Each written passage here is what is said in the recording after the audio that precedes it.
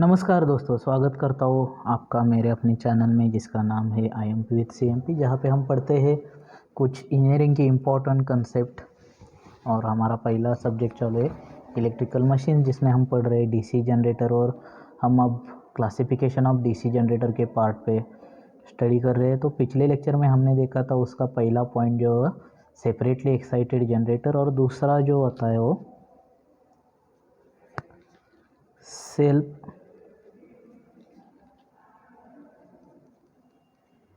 Excited generator. जैसे हमने कल भी डिस्कस किया था, जो जनरेटर के पास खुद का EMF है वही फिर से फील्ड वाइंडिंग को एक्साइट करने के लिए दिया जाता है। इसके वजह से इस टाइप के जनरेटर को क्या कहते हैं, सेल्फ एक्साइटेड जनरेटर। तो यहाँ पे एक क्वेश्चन रेज होता है कि अगर मेरा जनरेटर पहले से ही बंद है तो उसमें कहाँ से EMF आ रहा है। जनरेटर का वर्किंग हमने जो पढ़ा है, फील्ड वाइंडिंग जो है वो एक्साइट की जाती है, उसके बाद वो जो है उसमें मैग्नेटिक फ्लक्स जनरेट करता है, उसमें आर्मेचर रोटेट होता है, तब जाके आर्मेचर के ऊपर जो है इलेक्ट्रिकल सिग्नल जनरेट होता है। ये तो पहला क्वेश्चन हो गया। तो इसका जो आंसर है, पहले से ही EMF कहाँ से लाओगे, तो इसका जो आंसर है वो छुपा है इस टर्म में, रेसिडुअल मैग्नेटिज्म। रेसिडुअल मैग्नेटिज्म, अगर रेसिडुअल मैग्नेटिज्म को हम देखेंगे तो इसको हम इस तरह से कॉल करके जाते हैं, it is possessed by the field poles under normal operating conditions. It is possessed by field pole under normal operating condition. मतलब मान के चलो कि हमारा जनरेटर बंद भी है तो भी क्या हो रहा है, पोल्स जो है अपने मैग्नेटिक मटेरियल के हैं और इनिशियली वो ऑपरेट किया है, तो कुछ ना कुछ तो मैग्नेटिक फ्लक्स जो उसमें बचा है, मैग्नेटिक फील्ड जो उसमें बची है वो एयर गैप के बीच में, कहाँ पे, पोल और आर्मेचर के बीच में, जहाँ जो भी एयर गैप है उसमें जो कुछ मैग्नेटिक फील्ड बची है उसको हम क्या कहते हैं, उस फेनोमेना को रेसिडुअल मैग्नेटिज्म कहते हैं। और उसके हेल्प से हम क्या करेंगे, अभी आर्मेचर जो है अपना रोटेट करना स्टार्ट करेंगे। आर्मेचर रोटेट होगा तो वो जो प्रेजेंट वाली जो रही हुई मैग्नेटिक फील्ड है उसको कट करेगा, मैग्नेटिक फ्लक्स लाइन के उसको कट करेगा, और आर्मेचर में क्या होगा, अपना एक EMF जनरेट होगा। और वो जो EMF जनरेट हुआ है आर्मेचर का, वो क्या करेगा, फील्ड वाइंडिंग को हम देंगे और उस EMF के हेल्प से फील्ड वाइंडिंग हम एक्साइट करेंगे। तो उस थोड़े से EMF के कारण जो फील्ड वाइंडिंग है, जो पहला रेसिडुअल मैग्नेटिज्म के कारण जो मैग्नेटिक फील्ड थी, और बाद में जो EMF के हेल्प से हमने फील्ड वाइंडिंग को एक्साइट किया, तो और थोड़ा मैग्नेटिक फ्लक्स जो है वो बढ़ रहा है, और इसी तरह से एक दूसरे के साथ क्यूमुलेटिव हो जाता है, वो ऐड हो जाता है वो फील्ड, और जितना हमें रेटेड मीन्स हमें जितना एक्सपेक्टेड है उतना फील्ड वो प्रोड्यूस करता है। मतलब धीरे धीरे मैग्नेटिक फील्ड भी जो है वो बढ़ती जाती है और अपना रोटेशन जो है उसका भी स्पीड बढ़ता है, तो अपने को जो रेटेड EMF है वो वहाँ पे जनरेट होना स्टार्ट हो जाता है। तो आई थिंक आपको सबको ये कंसेप्ट क्लियर हो गई है।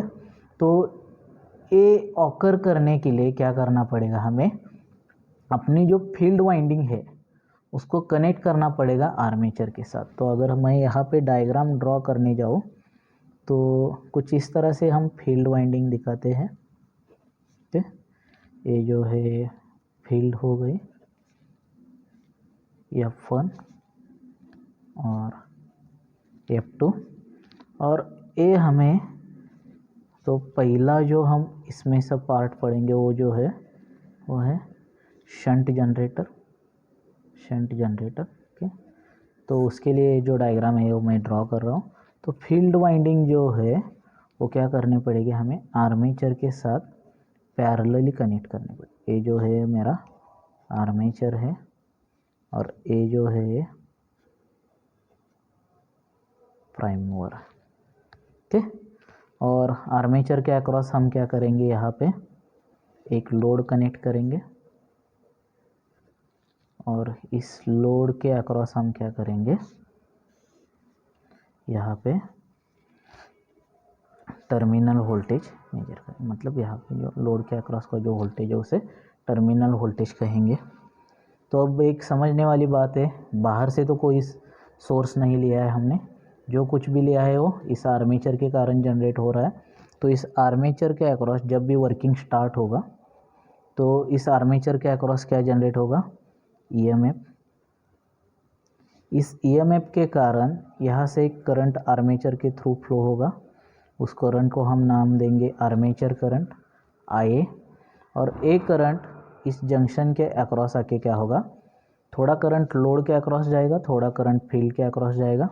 तो जो करंट फील्ड के अक्रॉस जाएगा उसे हम कॉल करेंगे फील्ड करंट, और ISH यहाँ पे कॉल करते हैं क्योंकि शंट फील्ड जो है हमने आर्मेचर के साथ पैरेलली कनेक्ट किया है, तो शंट फील्ड है, तो शंट फील्ड के थ्रू फ्लो होने वाला करंट ISH। और ये जो करंट है वो लोड के अक्रॉस जा रहा है तो उसको IL, सिंपल है। ओके, तो अगर हम इस शंट जनरेटर के करंट रिलेशंस देखने जाएंगे, पहला जो इम्पोर्टेंट पॉइंट है यहाँ पे करंट रिलेशंस देखने जाएंगे शंट जनरेटर के, तो यहाँ पे जो जनरेट होने वाला करंट है वो पहला है आर्मेचर करंट IA, और वही करंट क्या हो रहा है यहाँ पे आके दो पार्ट में डिवाइड हो रहा है, एक जो है शंट फील्ड के थ्रू जा रहा है और दूसरा जो है वो लोड करंट के पास जा रहा है, ISH plus IL, ISH plus IL। ये जो हो गया तो इस पार्ट का करंट रिलेशन हो गया। तो अगर हम अभी सेम डायग्राम के लिए वोल्टेज रिलेशनशिप देखेंगे, वोल्टेज रिलेशंस अगर देखेंगे,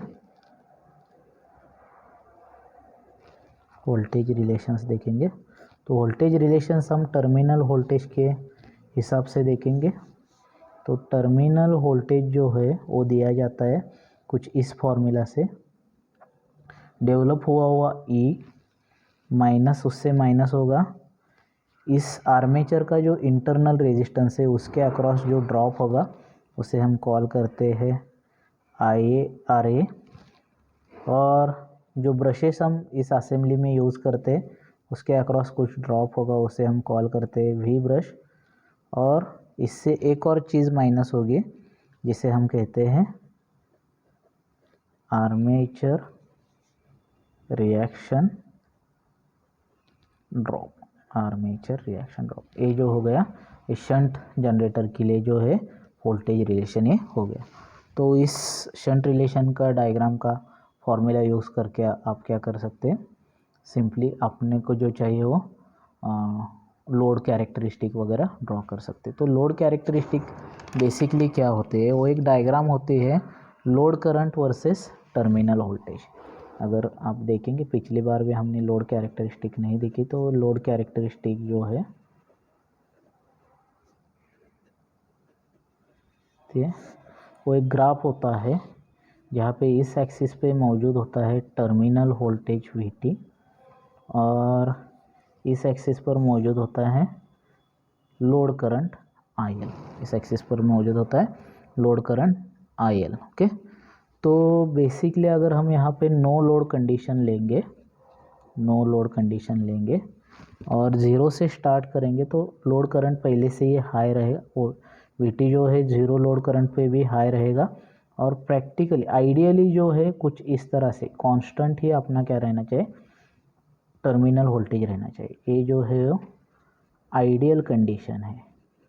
क्या होता है इस टर्मिनल वोल्टेज के अक्रॉस से E की जितनी वैल्यू आनी चाहिए, पर क्या होता है आर्मेचर में ये जो ड्रॉप्स है IARA drop, V brush drop, armature reaction drop, इसके कारण ये आइडियल नहीं होता। जैसे जैसे लोड करंट बढ़ता जाता है वो धीमे धीमे से क्या होता है डिक्रीज होता है। और आइडियल में और प्रैक्टिकल में ये डिफरेंस रह जाता है। और ये जो डिफरेंस है, ये डिफरेंस जो है this difference is because of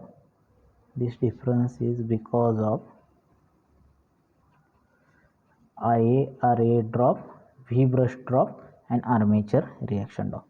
ये जो है वो प्रैक्टिकल कैरेक्टरिस्टिक है। ये जो है वो प्रैक्टिकल कैरेक्टरिस्टिक है, ये जो है वो आइडियल कैरेक्टरिस्टिक है। मतलब बुक के हिसाब से ऐसा आउटपुट आना चाहिए, लेकिन प्रैक्टिकल में कुछ इस तरह से आउटपुट आता है। Thank you. तो यहाँ पे हम शंट जनरेटर पढ़े, तो सॉरी थैंक यू बोलने में थोड़ी जल्दबाजी हो गई। तो लगोलाग इसके साथ हम पढ़ने जा रहे हैं सीरीज जनरेटर भी ख़त्म करते हैं इसी लेक्चर में, क्योंकि वो भी सेल्फ एक्साइटेड जनरेटर का पार्ट है और कंपाउंड जनरेटर अगले लेक्चर में लेके जाते हैं। तो अगर हम यहाँ पे सेल्फ एक्साइटेड जनरेटर का अगला टाइप पढ़ेंगे, वो है सीरीज जनरेटर, वो है सीरीज जनरेटर।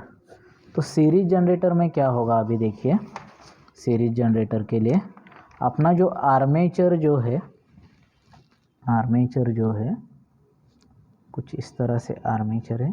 तो ये क्या बात हुई, पहले तो पहले पार्ट में हम फील्ड वाइंडिंग पहले ड्रॉ करते थे, तो यहाँ पे थोड़ा सा छोटा सा चेंज है। आर्मेचर जो है वो फील्ड वाइंडिंग के साथ सीरीज में कनेक्ट किया गया। आर्मेचर जो है वो फील्ड वाइंडिंग के साथ सीरीज में कनेक्ट किया गया, और इसके साथ एक और चीज़ कनेक्टेड है सीरीज में, उसे कहते हैं हम लोड, उसे कहते हैं हम लोड। और इस लोड के अक्रॉस हम क्या मेजर करते हैं, अपना terminal voltage VT, that's it, terminal voltage VT। Okay, so ये जो फील्ड वाइंडिंग है ये सीरीज फील्ड वाइंडिंग है। इसके लिए इसके जो टर्मिनल्स है वो S1 S2 कह के दिखाएंगे हम, और ये आर्मेचर है, इसके टर्मिनल्स जो है A1 A2। Again working same है। इस फील्ड वाइंडिंग को, जो फील्ड वाइंडिंग के वजह से, उस पोल की वजह से रेसिडुअल मैग्नेटिज्म प्रेजेंट होगा, और उसमें हम आर्मेचर रोटेट करेंगे उस मैग्नेटिक में। तो आर्मेचर रोटेट होगा उसमें, तो क्या होगा, ये धीरे से EMF जनरेट करेगा, और ये EMF जो है उस फील्ड वाइंडिंग को एक्साइट करेगा। तो जो पहले वाला मैग्नेटिज्म होगा उसमें थोड़ी थोड़ी थोड़ी करके बढ़ोतरी होती जाएगी, वो बढ़ता जाएगा, इंक्रीज़ होता जाएगा, इंक्रीज़ होता जाएगा, और अपने रेटेड तक आने तक, रेटेड तक आके वो रुक जाएगा।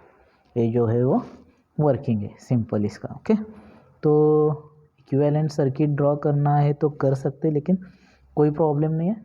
तो यहाँ पे भी जो जनरेशन है, एक्सटर्नल सोर्स तो कोई नहीं है, तो ये जैसे ही रोटेट होना स्टार्ट करेगा आर्मेचर, इसके अक्रॉस जो है वो EMF जनरेट होगा। ओके, तो इस EMF के कारण आर्मेचर के थ्रू एक करंट जाएगा, उसका नाम है IA।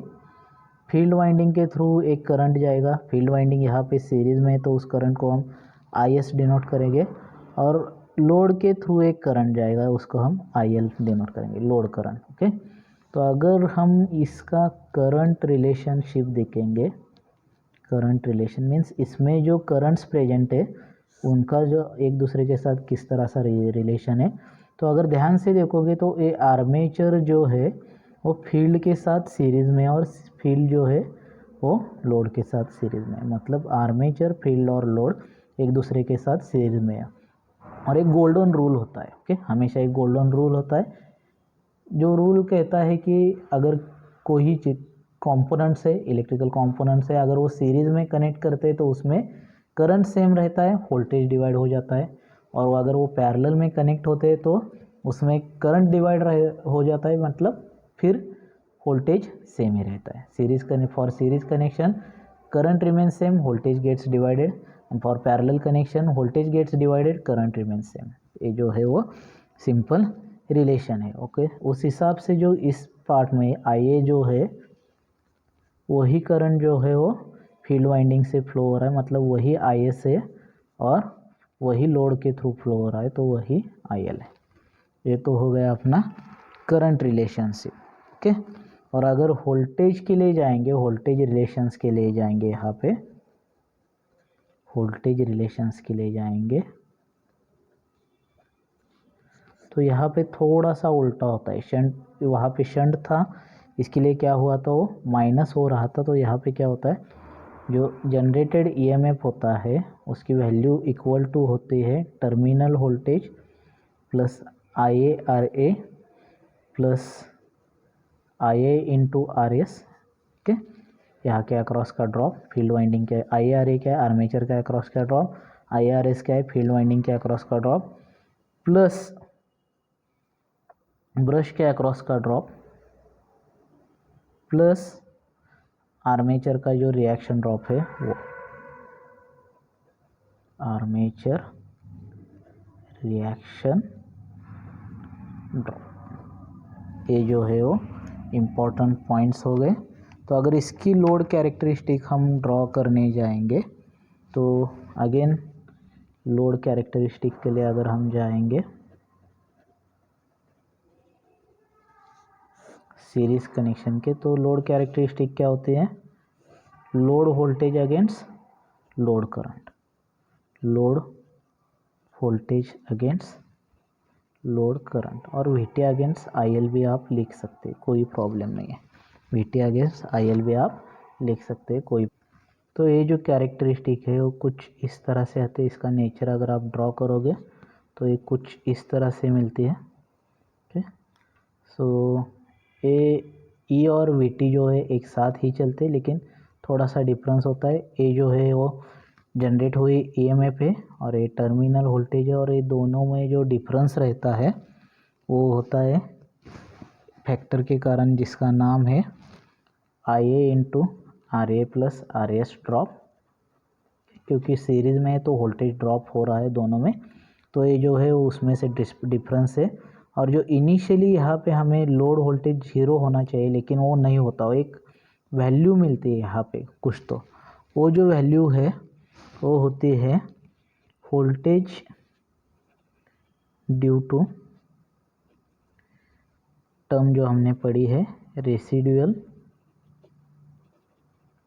Magnetism, voltage due to residual magnetism. ये जो है वो लोड कैरेक्टरिस्टिक है सीरीज जनरेटर की।